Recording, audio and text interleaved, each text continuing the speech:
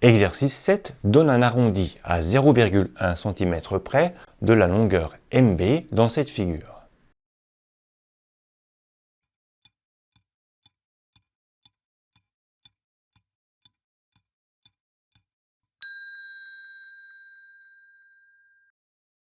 Tout d'abord, il y a une chose qu'il faut savoir, c'est une petite propriété. Je l'ai écrit en dessous ici. Si un triangle est inscrit dans un cercle et admet pour plus grand côté le diamètre du cercle, alors ce triangle est rectangle. C'est le cas ici, on a un triangle qui est inscrit dans un cercle et qui admet pour plus grand côté le diamètre du cercle. Donc ce triangle est rectangle en M. Quelle que soit la position du point M sur le cercle, le triangle AMB est toujours rectangle. Alors ça, c'est quand même super pratique dans un chapitre qui parle du cosinus, puisqu'on va donc pouvoir appliquer la formule du cosinus dans le triangle AMB, rectangle en M. Que nous demandait-on? On nous demandait la longueur MB qui est ici.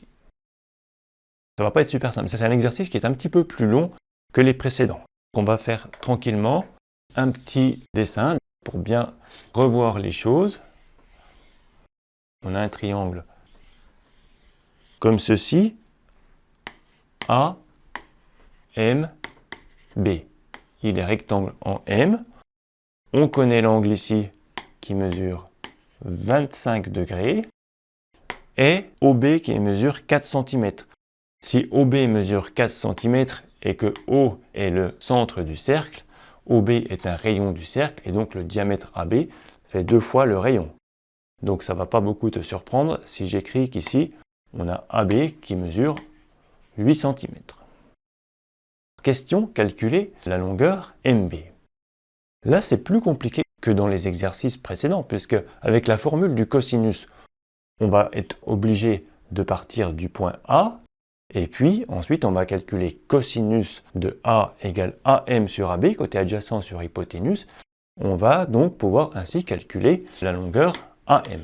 Mais la longueur AM, ce n'est pas la longueur qui est demandée. On demande calculer MB.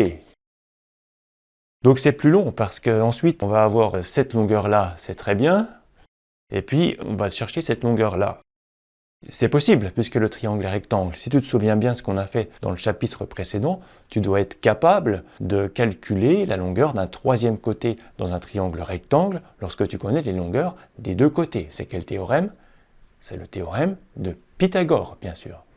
Donc, pour résoudre cet exercice, tu peux faire comme ça. Tu dis cosinus de l'angle A égale AB sur AM, donc cos 25 égale 8 sur AM. Donc cos 25 sur 1 égale 8 sur AM. Tu caches AM, donc AM égale 1 fois 8 sur cos 25. Tu vas obtenir ça, et puis tu vas dire le triangle AMB est un triangle rectangle en M. D'après le théorème de Pythagore, on a deux points, AB carré, l'hypoténuse au carré, égale AM au carré plus MB au carré. Et avec le théorème de Pythagore, tu vas ensuite pouvoir calculer la longueur MB. Tout ça est très bien, ça marche, mais c'est très long, tu es d'accord? Alors en fait, il y a une autre méthode, alors là, il faut y penser, ça n'apparaît pas tout de suite, mais avec dans ce que l'on a vu dans les cours de 5e. Sur les triangles, on a vu un truc qui était sympa et qui va nous permettre d'aller plus vite pour résoudre cet exercice. Qu'est-ce qu'on a vu qui était aussi sympa? On a vu que dans un triangle, la somme des mesures des angles fait toujours 180. Pourquoi ça c'est intéressant? C'est intéressant parce que ça va nous permettre de calculer très facilement l'angle B. Et puis plutôt que d'appliquer la formule du cosinus avec l'angle A, on va l'appliquer avec l'angle B. Et du coup, on aura directement MB.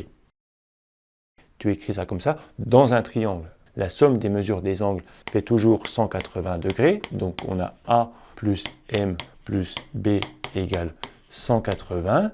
Donc 25 plus 90 plus B égale 180. Donc 115 plus B égale 180. Et donc, 215 pour aller à 180, il y a 65. Donc, B égale 65 degrés. B mesure 65 degrés. Ça, c'était assez simple. Et maintenant, tu appliques la formule du cosinus avec l'angle B, plutôt que de le faire avec l'angle A. Celui-là, on s'en fout, on n'en a plus besoin. Et donc, tu dis, AMB est un triangle rectangle en M. Donc, cos B égale MB sur AB. Donc, cos 65 égale MB sur 8.